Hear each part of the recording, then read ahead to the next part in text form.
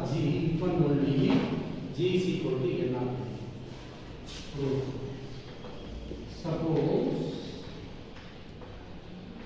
A belongs to Z of G, that is center of G.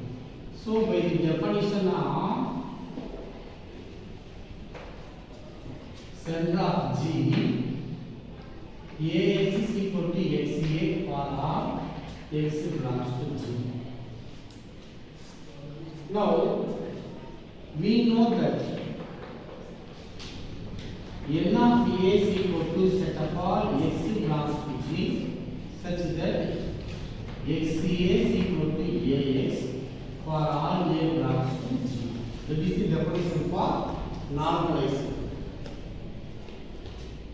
So according to definition, this is equal to what? All the elements coming to the A. So by the definition of G, we can easily say that this is G. Therefore, A belongs to Z of G implies G is equal to N of P.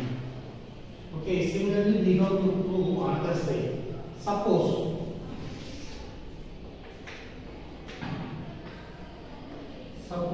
G is equal to N of A. Okay.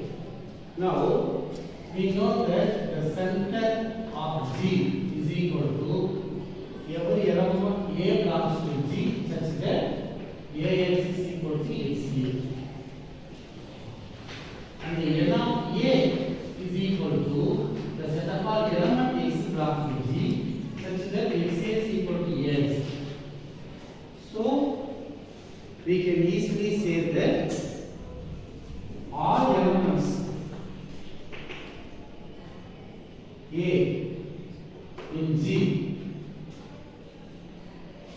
X commits with A belongs to G. Therefore, A commits with the element X.